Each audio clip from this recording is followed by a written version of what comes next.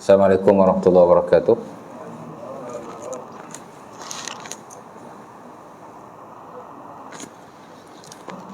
Innal hamdalillah nahmaduhu wa nasta'inuhu wa nastaghfiruhu wa na'udzu billahi min syururi anfusina.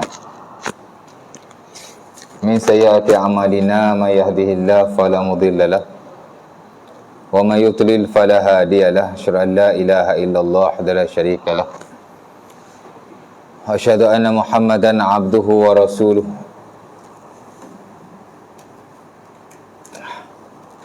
Allahumma salli wa sallim ala Muhammad wa ala alihi wa sahbihi ajma'in, amma ba'du. Rabbana zidna ilma wa zukna fahma wa taqabbal minna innaka antas sami'ul alim. Walakal hamdu ya rabbal alamin. Syukur kepada Allah Subhanahu wa taala kerana pada malam ini dapat sama-sama kita berkumpul untuk kita sambung kuliah kita yang telah lalu, yang telah kita tinggalkan raya pada bulan yang lepas. Di mana hari itu kita dah di tajuk-tajuk yang akhir. Ialah tajuk menziarahi, kan? Mengunjungi saudara kerana Allah Subhanahu wa taala. Ya. Di mana kita telah kongsikan bahawa kunjung mengunjung ataupun ziarah menziarahi antara satu dengan yang lain adalah perkara yang digalakkan dalam agama, ya. Bahkan para ulama kita dalam buku-buku syariat karangan mereka, umpama buku Riyadhus Salihin Al-Imam An-Nawawi rahimahullah, buku Al-Adabul Mufrad karangan Al-Imam Al-Bukhari rahimahullah, dan ramai lagi, memang ada bab-bab yang mereka masukkan. Itulah bab menziarahi sesama Muslim. Yalah tu betul lah. Ulasan je, sambung yang hari tu sikit. Sama ada menziarahi secara biasa, ziarah orang yang sihat, ya, kawan keluarga, sahabat handai atau seumpamanya, yang kita sebut sebagai ziarah, ataupun kita menziarahi mengunjungi orang yang sakit, maka lebih-lebih lagi lah disuruh dalam agama, bahkan sebahagiannya mewajibkan, ya. Sebahagian mengatakan ia adalah fardu ain, manakala majoriti mengatakan ia adalah fardu kifayah, ya. Kalau ziarah orang yang tidak sakit, kita panggil ziarah lah, ya. Orang Arab panggil ziarah, maksudnya merujuk kepada ziarah orang yang tidak sakit lah, orang biasa, ya. Tapi kalau ziarah orang yang sakit, dia panggil ayadah. Ayadah ni maksud ziarah juga, tapi ziarah orang yang sakit, ya. Jadi bahasa Arab ni memang macam tu lah, ya, dalam banyak hal. Kadang-kadang dia membeza-bezakan. Ziarah sama-sama ziarah, tapi kalau ziarah biasa dia panggil ziarah lah. Tapi kalau ziarah orang sakit dia panggil ayadah. Ya, panggil ziarah pun boleh juga, tapi lafaz ataupun kalimah yang paling tepat ialah ayadah. Ayadah ni maksud menziarahi orang yang sakit. Kalau sebut ziarah dia am, boleh jadi ziarah orang yang sakit, boleh jadi kita ziarah kerana tujuan-tujuan tertentu, boleh jadi ziarah orang yang sihat. Tapi bila sebut ayadah, maksudnya ziarah orang yang sakit. Dia tahu dah, daripada perkataan tu sudah diketahui bahawa ia merujuk kepada ziarah orang yang sakit, ya. Dan banyaklah hadis-hadis Nabi SAW merujuk kepada ayadah. Ayadah, ya. Bahkan saya dah baca dulu hadis yang diriwayatkan oleh Al-Imam Al-Bukhari dan Muslim daripada Abi Hurairah, di mana kata Rasulullah SAW ada 5 atau 6 tanggungjawab kita sesama Muslim. Salah satunya Nabi menyebutkan iyadatul marid, ya, menziarahi orang yang sakit, ya.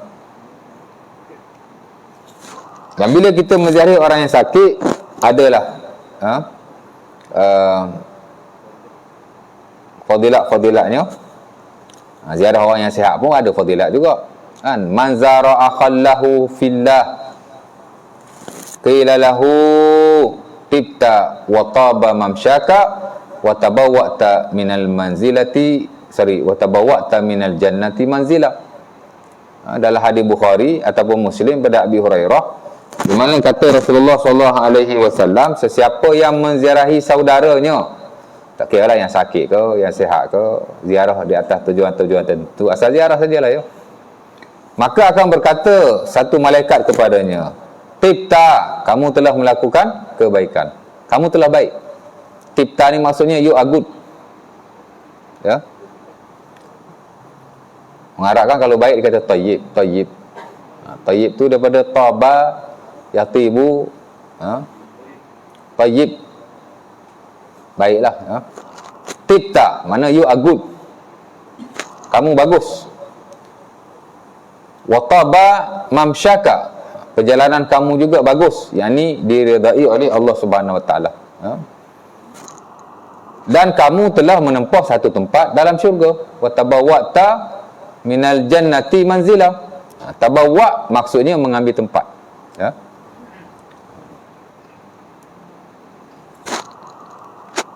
Man kadzaba alayya muta'ammidan falyatabawwa maq'adahu minan nar. Sesiapa yang mendustakan ke atasku, maka hendaklah ia mengambil tempat. Falyatabawwa. Tabawwa ni maksud mengambil tempat.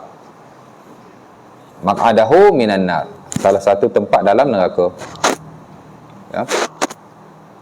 Jadi sama yang tadi. Mana ziarah ya? Dan of course lah ya. Selain daripada kepentingan-kepentingan seperti menghubungkan silaturahim, mewujudkan masyarakat yang aman dan harmoni dan berhubungan baik sesama mereka, secara amnya, malah secara lebih khusus, di sana ada kepentingan-kepentingan yang lain antara kedua-dua belah pihak, antara orang berziarah dan orang yang diziarahi. Ya?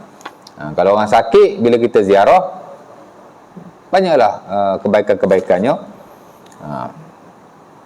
Antaranya boleh mengingatkan kita juga akan kesakitan. Ya? Audu al-marid fa innahu yuzakkirukum bil akhirah. Nabi kata, selalulah melawat orang yang sakit, kerana ia akan mengingatkan kamu kepada akhirat. Betul tak? Yalah, bila kita melawat orang sakit, takkan kita happy good? Kan? Mesti kita jadi macam orang sakit juga. Sebab tu bila kita pergi melawat orang sakit, kan? Duk ajak orang sakit menyembang lah. Tak boleh macam tu ya. Kita ziarah juga boleh kita doa kepada orang yang sakit. Itu untuk kemaslahatan orang yang sakit, di mana bila orang datang menziarahi dia, orang boleh berdoa. Bukan boleh berdoa, memang digalakkan berdoa. Ya. Dan di sana ada banyak doa-doa yang disunahkan oleh Rasulullah sallallahu alaihi wasallam bila kita melawat orang yang sakit, sebab Nabi sentiasa melawat orang yang sakit. Sahabat pun sentiasa melawat orang yang sakit. Abu Bakar As-Siddiq hari-hari melawat orang sakit, kalau ada orang sakit tau. Kan?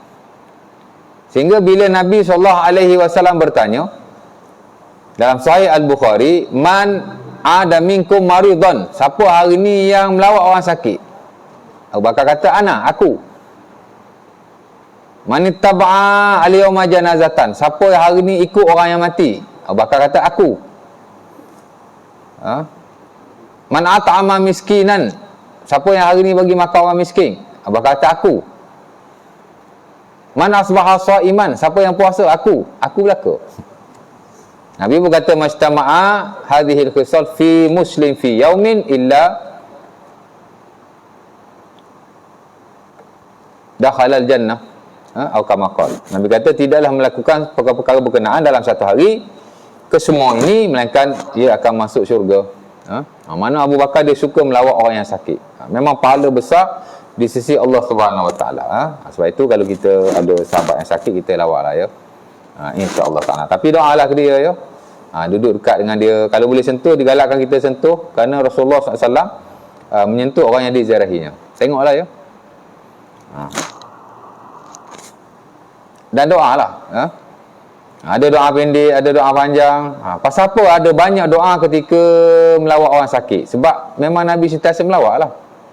Itu banyak doa kan. Ada yang panjang, ada yang pendek. Setidak-tidaknya, ya Allah sembuhkanlah dia. Itu yang paling simple lah ya. Allahumma shfihi, ya Allah sembuhkanlah dia.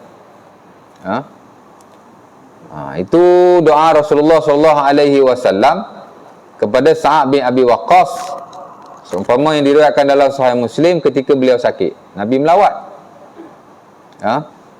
Dan Nabi berdoa kepadanya, Allahumma shfi Sa'dan, Allahumma shfi Sa'dan. Wahai Allah, sembuhkanlah Sa'ad. Wahai Allah, sembuhkanlah Sa'ad. 2 kali Nabi sebut ya. Itu hak paling pendek lah yang kita tengok dalam akad doa kepada orang yang sakit. Kalau boleh baca bahasa Arab, very good. Tapi kalau tak boleh bahasa Melayu, boleh ataupun okey. As long as dia doa, dah tak pandai bahasa Arab kan. Melayu pun okey, pasal dia bukanlah doa seumpama kita doa dalam semayang ya. Doa-doa yang ataupun zikir-zikir yang khusus, yang memang kita kena baca dalam bahasa Arab. Yang ini tak apa. Tapi kalau sebaik-baiknya kita baca doa Rasulullah itu lebih baik. Tapi kalau tak tahu pun dalam bahasa Melayu ya. Ya Allah, sembuhkanlah dia. Dah ada banyak lagi lah yang lain-lain. As'alullahal azim Rabbal arsyil azim an yashfiyaka. Aku minta dengan Tuhan yang agung, pemilik singgahsana yang agung, untuk menyembuhkan kamu. Itu pendek, panjang sikit. Itu hadis yang diriwayatkan oleh Abi Dawud daripada Ibnu Abbas radhiyallahu taala anhu. Di mana kata Nabi SAW, siapa-siapa yang melawat orang yang sakit yang belum sampai ajalnya, kemudian dibaca doa itu, insya-Allah taala orang itu akan sembuh daripada sakitnya.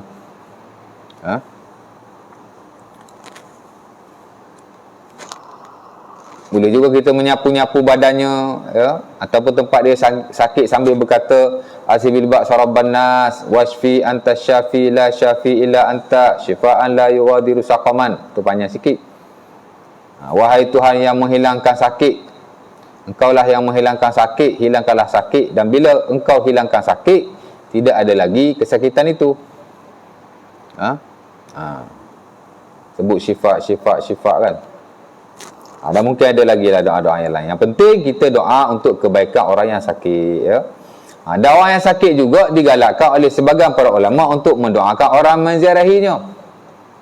Kerana ada hadis atau riwayat yang mengatakan bahawa doa orang yang sakit adalah mustajab. Walaupun hadis itu tidak sahih di sisi majoriti, tapi bolehlah ya digalakkan. Mana bila kita sakit, kalau ada orang ziarah kita, kita doakan untuk orang yang menziarahi kita. Itu digalakkan ya. Sakit sekarang Ustaz tak boleh ziarah. Sakit tak boleh ziarah, nak buat macam mana? Tak boleh buat apa ya. Baik. Ada nak tanya apa-apa? Tanya awal-awal lah. Biasa tanya ujung kan. Asyik tak dapat nak tanya ujung je, tanya awal. Ngajar dia tak syok juga. Jawab soalan lagi bagus. Kalau ada soalan lah. Bismillah. Nak tahu lah.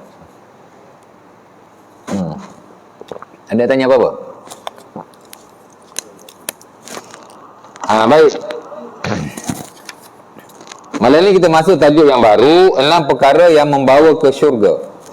Diriwayatkan daripada Rasulullah SAW. Diriwayatkan daripada Ubadah bin As-Samit. Ini sahabat Nabi SAW yang besar ya, min kibari sahabah, big companion, dan dia ada seorang sahabat yang masyhur yang ada juga banyak meriwayatkan hadis-hadis daripada Rasulullah SAW. Hatta dalam ibadah pun ada hadis daripada beliau dalam banyak bab ya. Kita baca Al-Fatihah dalam semayang, hadis beliau lah, la salata liman lam yaqra bi Fatihatil Kitab. Tidak ada semayang bagi orang yang tidak membaca Fatihatul Kitab. Hadis Bukhari daripada beliau lah, Ubadah bin As-Samit. Dia ulama, dia sahabat yang masyhur ya. Kata Rasulullah SAW, idmanu li sittan atmanu lakumul jannah, usduku idha haddastum, wa'ufu idha wa'adtum, wa'addu idha tumintum, wahfadhu furujakum, waghuddu absarakum, wa kuffu aydiyakum. Nabi kata, jaga ataupun berilah jaminan untukku. Yang ni kau buat benda ni, aku jamin untuk engkau 6 perkara. Kau buat 6 perkara, aku jamin untuk engkau 6 perkara. Kau jamin benda ni kau akan buat, aku jamin bagi kamu akan syurga. Itmanu makna daripada doman. Doman ni makna jamin. Kita buat pinjaman, ada orang yang jamin. Itu juga doman dalam muamalah. Doman ni makna jamin. Jamin macam mana? Jamin mana jangan buat atau jamin buat. Dalam konteks hadis ni, buatlah jamin mana kamu confirm kamu buat, confirm aku akan jamin untuk kamu syurga. Buat apa? Usduku idza haddatstum. Usduku daripada perkataan sidik. Sidik ni makna benar lah ya. Benarlah ataupun jadilah orang yang benar jika kamu berkata-kata. Mana bila kamu cakap, pastikan kamu cakap benda yang betul. Pastikan kamu cakap benda yang benar sahaja. Tidak ada yang benar, tidak ada yang tidak benar melainkan yang benar-benar sahaja. Macam masuk mahkamah ya. Usduku iza haddastum. Ya. Mana jangan ada dusta. Lawan kepada sidik ialah kadhib. Kadhib.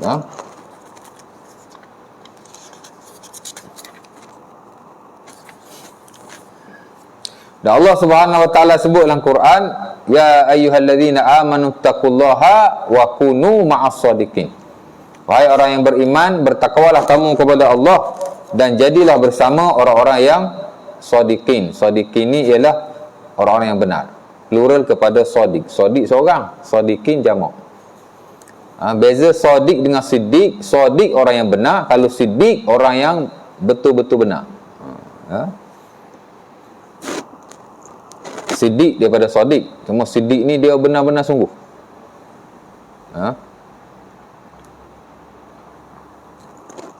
Jadi Nabi kata bila kamu cakap benar saja ya. Dan bukan cakap saja, dalam hal-hal yang lain pun kita kena ada sifat siddiq lah, mana kena benar lah ya.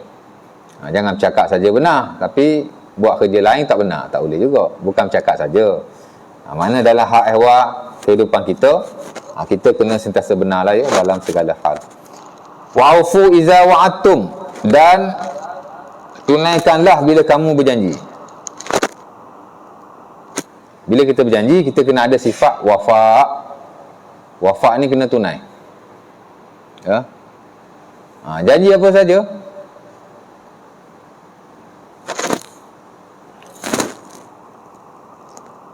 dan kalau kita tidak boleh memenuhi janji itu, tak apa, tapi kita kena minta keuzuran ya. Tak semestinya kita janji kita penuhi. Kadang-kadang kita tak mampu nak memenuhinya, boleh, tapi kena minta keuzuran. Mana minta maaf lah dengan dia ya. Janji tiba-tiba kita miss, tertinggal, ataupun kita tak tahulah ya. Asal-asal janji wajib dipenuhi, tapi jika tidak dapat memenuhinya, mesti minta keuzuran daripada sahibul wa'di, orang yang kita janjikan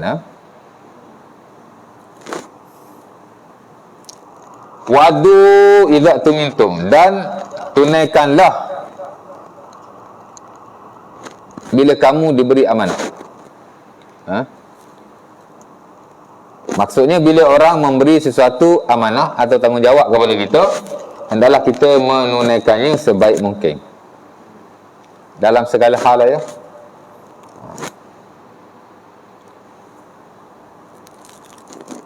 Dan Allah Subhanahu wa taala sebut dalam Quran, innallaha ya'murukum an tu'addul amanati ila ahliha.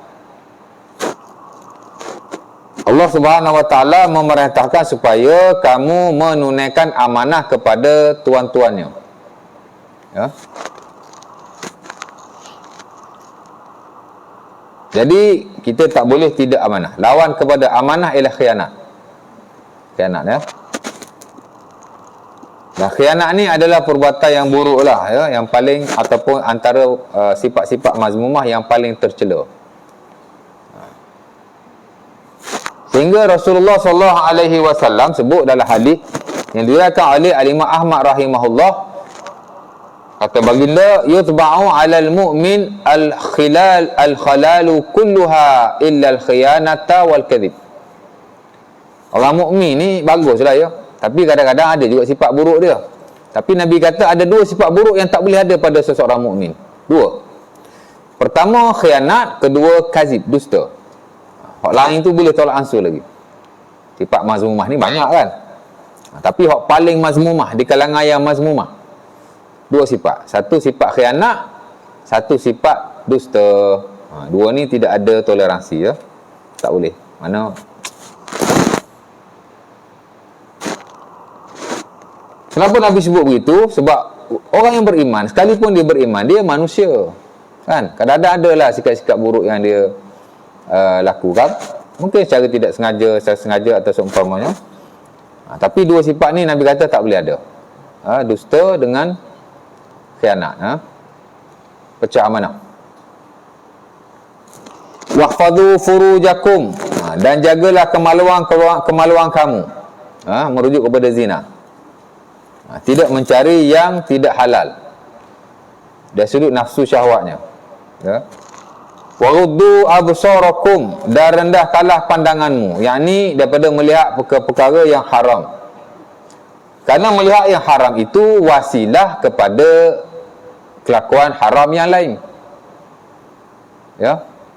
Kenapa Allah Subhanahu Wa Taala dan Rasulullah mengharamkan kita melihat wanita, melainkan di atas dasar-dasar dan kebenaran-kebenaran tertentu, ya. Kita belajar dalam fiqh muamalah, an-nazar ilal mar'ah al-ajnabiyyat haramun illa fi samaniyati mawadhi'. Melihat wanita yang halal nikah adalah haram, melainkan melainkan dalam 8 keadaan.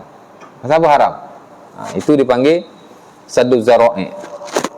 Daripada melihat ni dia boleh bawa kepada zina. Sebab tu Allah Taala sebut dalam Quran, wala taqrabuz zina, jangan kamu mendekati zina. Mana apa-apa yang menjadi wasilah, yang ni yang membawa kepada zina, ia juga dilarang sama sekali, sama saja, ya.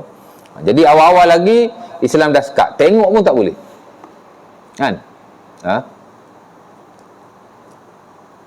Itu ada tu, duk tengok perempuan menyanyi, kata khilaf. Adalah sedikit khilaf, tapi majoriti mengharamkannya. Wanita tidak boleh menyanyi di khalayak ramai, di hadapan orang-orang yang halal nikah. Sekalipun aman daripada fitnah. Siapa yang boleh ukur fitnah tu, kan? Ataupun selagi mana tidak menaikkan syahwat lelaki, siapa yang boleh ukur syahwat lelaki naik tak naik tu? Kita tak nafilah, ya. Adalah sandaran-sandaran kepada orang yang berhujah kata boleh wanita yang bukan mahram menyanyi di hadapan wanita lelaki-lelaki yang halal nikah ajnabi, ya. Adalah pendapat itu. Di atas beberapa nas, antaranya hamba-hamba sahaya wanita ataupun budak-budak wanita pada zaman Rasulullah, umpamanya dia akan dalam Bukhari atau Muslim, dia menyanyi pada waktu hari raya ataupun waktu pernikahan. Kemudian Nabi dan Abu Bakar dengar, Abu Bakar marah, Nabi marah Abu Bakar balik. Biarlah, ini waktu orang bergembira bagi mereka, kan? Jadi kalau wanita menyanyi tak boleh, nescaya Nabi tak dengar dan melarang Abu Bakar. Ni Abu Bakar larang, Nabi pula marah Abu Bakar. Jadi dia kata haruslah, ya. Tapi syarat dia aman daripada fitnah. Kerana Abu Bakar dan Rasulullah itu of course lah aman daripada fitnah. Soalnya siapa yang boleh ukur aman daripada fitnah tu? Kalau Nabi dengan Abu Bakar, confirm lah boleh aman daripada fitnah, kan? Dan dia pun taklah dia menyanyi di khalayak sahabat-sahabat yang ramai, hanya di hadapan Rasulullah dan Abu Bakar sahaja. Mungkin dalam setengah-setengah keadaan ketika majlis-majlis perkahwinan, ketika hari raya, mungkin di rumah kita, dia tengah menyanyi dia nyanyi dekat Aisyah, dia nyanyi untuk wanita. Kebetulan Nabi dan Abu Bakar ada di situ, ya. Bukan kata dia menyanyi depan orang, dia kayak ramai buat majlis apa, bukan begitu. Tak boleh nak disamakan. Sepakat para ulama 4 mazhab. Kalau ada pun hanya sedikit khilaf. Dan kita tak nafilah beberapa tokoh kontemporari seperti Dr. Yusuf Qaradawi mengharuskan dengan syarat yang begitulah, aman daripada fitnah. Tapi majoriti kata tak boleh, jadi tak perlulah. Kalau kata boleh, jadi orang perempuan jadi menyanyi, kan, kerja menyanyi apa gitu gini, tak salah lah. Jadi dia seolah membuka kepada pintu-pintu kerosakan. Tapi orang rujuk fatwa Penang, dia kata harus perempuan menyanyi untuk nasyid dan seumpamanya, dalam konteks-konteks macam tu lah. perempuan nak mengaji Quran, masuk pertandingan tilawah, ataupun nak masuk pertandingan nasyid, dalam konteks-konteks macam tu. Bukannya menyanyi di khalayak ramai, buat majlis terbuka atau jadi penyanyi, bukan macam tu. Tapi orang kata khilaf yang sedikit, kadang-kadang dia menjadi macam harus, ini khilaf. Interaksi dengan khilaf pun bukan boleh main gitu aja. Ada khilaf boleh macam tu, tapi ada tak boleh.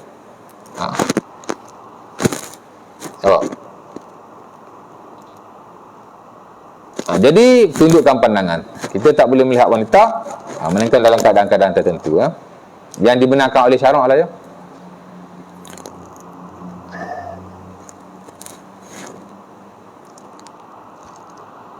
Kita banyak ambil manfaat daripada buku-buku yang dikarang oleh Dr. Yusuf Al-Qardawi. Di peringkat tinggi memang kita rujuk beliau lah ya. Hatta saya pun banyak ambil pendapat beliau juga. Tapi dalam setengah-setengah isu ada pendapat beliau yang tak berapa kemas lah ya. Antaranya yang ni lah. Yang ni. Wanita boleh menyanyi di khalayak ramai. Sama juga dengan isu bersalaman dengan wanita. Qardawi membenarkan as long as aman daripada fitnah. Kerana ada juga riwayat dan sunnah At-Tabrani, Nabi dipegang oleh seorang wanita dan wanita tu bawa Nabi berjalan. Dan dia mentafsirkan hadis Nabi larang menyentuh wanita, itu sentuh zina katanya. La yamusa ahadukum imra'atan la tahillu lahu khairun min an yat'an. Macam mana hadis tu? Nabi kata adalah menyentuh wanita yang bukan mahram ataupun yang adalah, Nabi kata adalah menyentuh wanita yang tidak halal. Nabi kata seseorang itu menusuk pipinya dengan besi panas sehingga tembus, lebih baik untuknya daripada dia menyentuh wanita yang tidak halal nikah baginya. Jadi dia kata sentuh di situ ialah zina, bukan sentuh biasa. Itu juga ada mendapat kecaman lah daripada setengah-setengah pihak. Adalah pendapat dia yang tak diguna pakai, tak boleh nak rujuk sangat lah ya. Tak adalah kata semua benda si Qardawi tak ada. Banyak lagi ulama-ulama yang lain yang menghuraikan. Jadi kalau ada pendapat yang bagus kita ambil. Tapi kalau ada pendapat-pendapat yang kadang-kadang tak berapa nak power, kita tak ambil lah ya. Jadi hal seumpama itu perlu kita lihat. Baik. Wa kuffu aydiyakum, dan hendaklah kamu menahan tangan-tangan kamu daripada melakukan kezaliman. Jadi 6 perkara ni amat penting. Pertama, benar bila bercakap atau melakukan satu perkara. Yang kedua, menunaikan janji.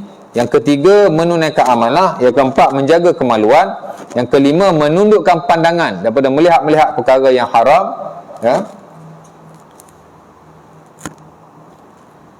Dan yang Dan yang keenam, menahan tangan kita daripada melakukan kezaliman ke atas orang lain. Dan ke-6 perkara ini memang perkara yang amat penting, dan sebagainya disebut oleh Allah Subhanahu Wa Taala dalam Quran. Benar disebut dalam Quran. Dalam hadis Nabi, of course lah ya. Janji juga disebut dalam Quran. Menunaikan janji disebut dalam Quran. Amanah sebut dalam Quran. Jaga kemaluan sebut dalam Quran. Tunduk pandangan. Qul lil mu'minina yaghuddu min absarihim wa yahfazu furujahum. Sebut dalam Quran.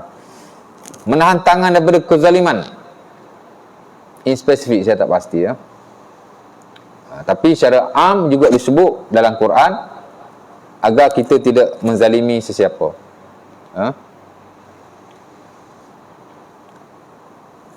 Jadi semua disebut dalam Quran.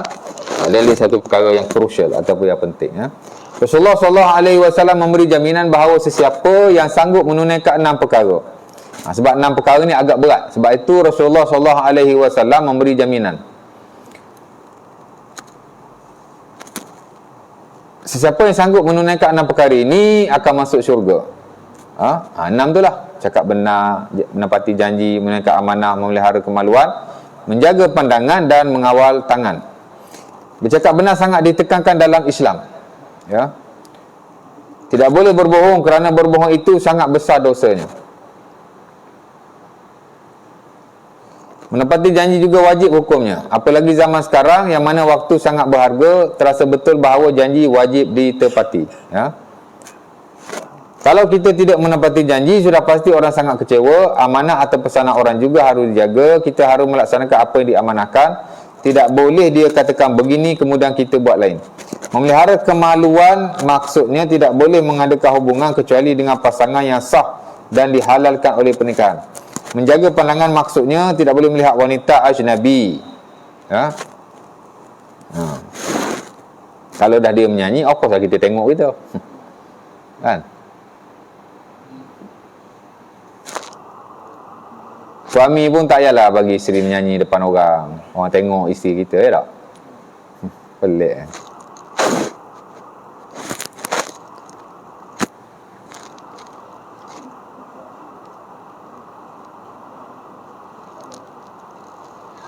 Menjaga pandangan maksudnya tidak boleh melihat wanita ajnabi. Ini penting dijaga kerana zina terjadi melalui pandangan atau rangsangan. Dalam Al-Quran, jangan hampiri zina, maksudnya jangan dikerjakan segala yang mengarah kepada terjadinya penzinaan. Itu disebut sebagai wasilah. Benda yang menyampaikan kita kepada sesuatu. Itu disebut sebagai wasilah. Al-wasilatu ila haram, haram. Benda yang membawa kepada haram ialah haram. Sebab tu dalam banyak hal, Islam sekat daripada awal lagi. Ya. Hukum minum arak adalah haram kerana ia memabukkan. Tapi kalau minum sikit, mana mabuk? Tapi sikit pun tak boleh. Pasal apa sikit tak boleh? Padahal tak mabuk pun. Kerana hak sikit tu jadi banyak. Itu dipanggil sadduz zara'i. Ya. Sebelum berlaku kerosakan yang lebih besar, kita tutup awal-awal kerosakan yang kecil ni. Sebab itu Islam tidak mengharamkan hanya perkara yang besar-besar. Yang kecil-kecil yang membawa kepada yang besar tu sudah dilarang awal-awal. Itu dipanggil sadduz zara'i. Ya, arak haram kerana memabukkan. Sikit tak mabuk, tapi sikit pun tak boleh. Kerana hak sikit ni lah akan jadi banyak. Kan? Kenapa tak boleh semayang di kuburan? Di kubur tak boleh semayang, pasal apa? Sebab asal-asal penyembahan berhala di kuburan. Sebab tu tak boleh solat di kuburan. Kalau boleh solat jenazah sahaja. Ya? Itu sadduz zara'i. Tutup pintu kesyirikan awal-awal lagi. Orang hari ni pergi buat ritual pelik-pelik kat kubur kan.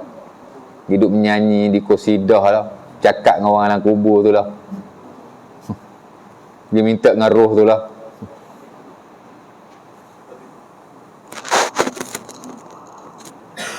Lagi? Sama juga yang tadi.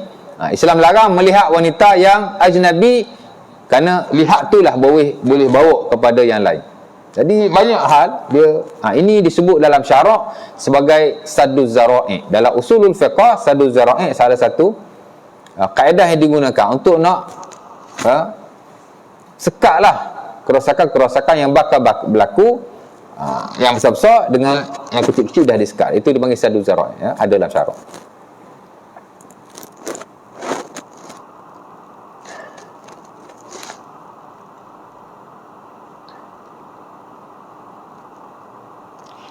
Dalam Al-Quran, jangan hampiri zina, maksudnya jangan dikerjakan segala yang mengarah kepada terjadinya zina. Seperti melalui pandangan. Ya. Nabi SAW satu hari, dia bersama dengan Ibnu Abbas dan adik-beradiknya Fadl bin Abbas. Sepupu Nabi lah ya. Dan Sahih Bukhari ataupun Muslim. Tiba-tiba datang seorang wanita daripada Bani Khaisam. Dia pun tanya Rasulullah SAW berkenaan ibunya yang telah mati. Fadl bin Abbas tengok wanita tu. Nabi pun pegang kepala dia, pusing kot lain.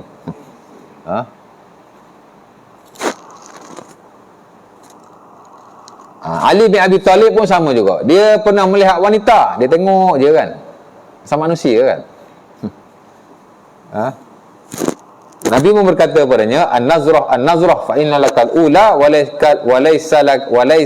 walaysa lakasaniyah ataupun walaysat lakasaniyah. Nabi kata, wahai Ali, yang pertama tadi okey. Lebih daripada yang pertama tidak boleh. Ya. Mana kali kedua, ketiga tengok tak boleh. Saya tengok je kan. An-nazrah fa innalakal ula wa laysat lakasaniyah. Kali pertama tadi tidak berdosa, kali kedua, ketiga yang kau tengok itu sudah berdosa. Jadi ada banyaklah ya, ada hadis Nabi SAW.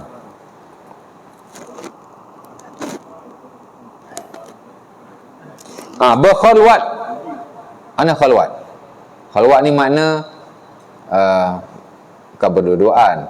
Berkhalwat ni makna kita mengasingkan diri daripada orang lain. Itu makna khalwat. Daripada perkataan khala yakhlu khalwah. Khala ni makna kita bersendirian.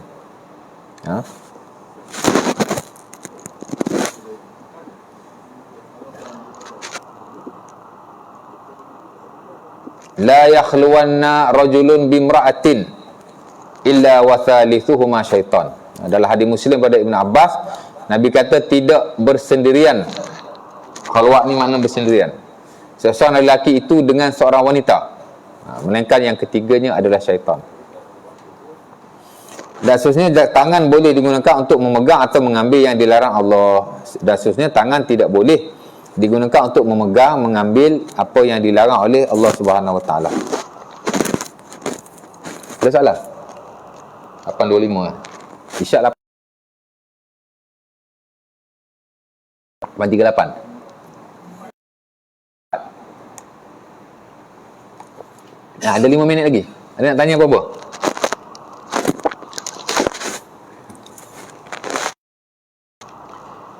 Kejujuran membawa ke syurga. Allah Subhanahu Wa Taala berfirman dalam surah Al-Maidah ayat 119, inilah hari kiamat yang padanya orang-orang yang benar mendapat manfaat dari kebenaran mereka. Kita ingat ayat ni. Mereka beroleh syurga yang mengalir di bawahnya beberapa sungai. Mereka kekal di dalamnya selama-lamanya. Allah redha akan mereka dan mereka pula redha akan Allah. Itulah pekerjaan yang amat besar. Dan ayat ni diriwayatkan daripada Ibnu Mas'ud radhiyallahu taala anhu bahawa Rasulullah SAW bersabda. Hadis ni hadis amat masyhur sekali bila kita bercakap tentang kebenaran dan kedustaan. Ya. Di mana Rasulullah berkata, inna sidqi yahdi ilal bir wa innal birra yahdi ilal jannah. Dia depan ada tu, alaikum bisidqi, hendaklah kamu benar. Inna sidqa yahdi ilal birri, kerana benar membawa kepada kebaikan. Wa innal birra yahdi ilal jannah, kebaikan membawa ke syurga.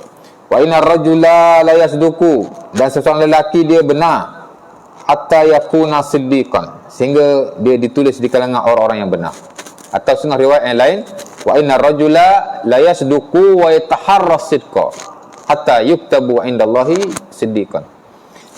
Ada seorang lelaki itu dia benar dan dia cuba sebaik mungkin untuk jadi yang benar. Benar ni bukan senang, kadang-kadang kena cuba.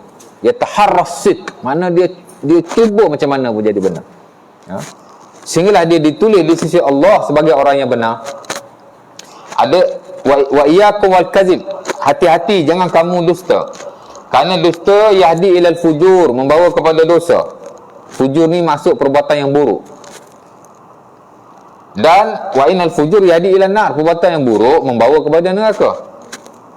Wa innar rajula la yakzib wa yataharra al-kadzib, dan seorang lelaki itu dia berdusta dan dia cuba berdusta.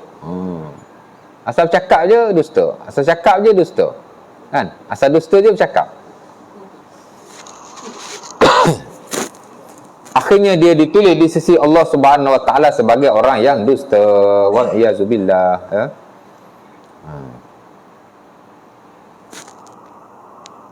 Dan itu Nabi SAW pernah bermimpi melihat orang yang dusta diazab oleh Allah Subhanahu Wa Taala, seumpama diriwayatkan dalam Sahih Muslim daripada ataupun Bukhari daripada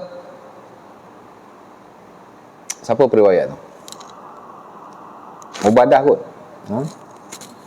Di mana orang yang berdusta dicucuk besi ke bahagian pipi dan kepalanya. Cucuk belah kanan, tembus belah kiri. Cucuk belah atas, tembus belah bawah. Kenapa begitu? Nabi diberitahu oleh malaikat, dia ni kalau dia cakap dusta sungguh. Sehingga dusta dia itu yasuddul afaq, boleh menutupi ufuk. Mana asal cakap je pelawak, asal cakap je pelawak, asal pelawak je cakap. Kalau pelawak sikit-sikit tu okey lah kan, istighfar lah. Ini menyembang aja kan. Tak betul aja yang dia cakap. Ya. Kalau kita kaki sembang, cakap benda betul, okey juga. Tapi kalau banyak tak betul, ya. Ini kena hati-hati ya. Isyarah, belum lagi. Penguasa yang adil dan orang yang penyayang. Berikut adalah penguasa yang adil, orang yang penyayang dan orang yang menjaga kesuciannya serta memiliki keluarga. Diriwayatkan daripada Iyad bin Hammad radhiyallahu taala anhu bahawa Rasulullah sallallahu alaihi wasallam bersabda, Ahlul jannati salasun, zu sultan muqsid, mutasaddiq muwaffaq, wa rajulun rahim, raqiqul qalbi likulli zi qurba, wa muslim, wa afifun muta'affifun zu iyad. Hadis ini hadis yang sahih yang diriwayatkan dalam Sahih Muslim. Ya, betul. Daripada Iyad bin Hammad, Nabi kata ahli syurga ni ada 3 jenis. Bukan 3 jenis ni saja, maksudnya sebagian ahli syurga adalah di kalangan 3 orang. Pertama kata Nabi, zu sultan muqsid, pemerintah yang muqsid. Al-muqsid daripada al-qist. Al-qist ni makna adil. Ya. Orang Arab bila nak sebut adil, kadang-kadang dia sebut adil, innallaha ya'muru bil adli wal ihsan. Allah Taala suruh adil dan ihsan. Kadang-kadang juga disebut sebagai al-qist. Wa aqsitu innallaha yuhibbul muqsitin. Adil lah. Allah Taala suka orang-orang yang adil. Al-qist juga makna adil. Sultan yang muqsid, yang adil. Ya. Dan adil ni ada banyak maksud lah ya. Adil ni makna dia meletakkan sesuatu kena pada tempatnya. Dia orang yang baik. Orang yang melaksanakan tanggungjawabnya dan tidak berlaku perkara yang tidak baik dalam kepimpinannya. Itulah makna muqsid.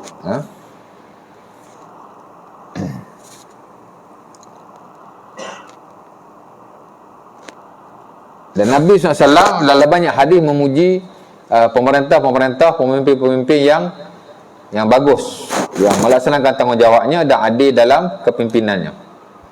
Ada hadis yang Nabi kata, sab'atun yudhilluhumullah yawma la dhilla illa dhilluhu.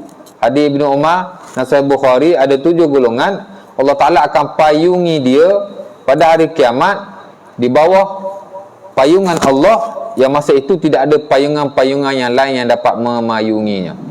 Salah satunya Nabi kata sultan adil, sultan yang adil. Samalah, muqsid pun sama, adil pun sama.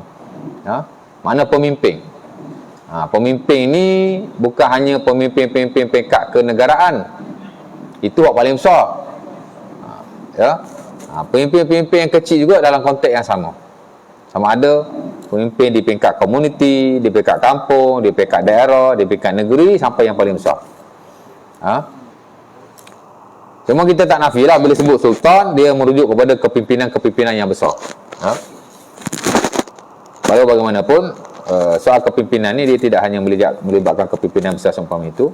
Kepimpinan yang kecil pun sama lah ya. Cuma lah konteks ni dia mana raja, penguasa, pemimpin yang besar-besar yang melakukan keadilan dalam kepimpinannya. Ya, yang benar, yang amanah ya. Isyak ke? Isyak boleh berhenti ya? Ya. Berhenti terus saya. Jadi insya-Allah taala kita sambung bab yang akhir ni. Pada kuliah yang akan datang. Qul qawli hadza, assalamualaikum warahmatullahi wabarakatuh. Tutup majlis tasbih kafarah dan surah Al-Asr.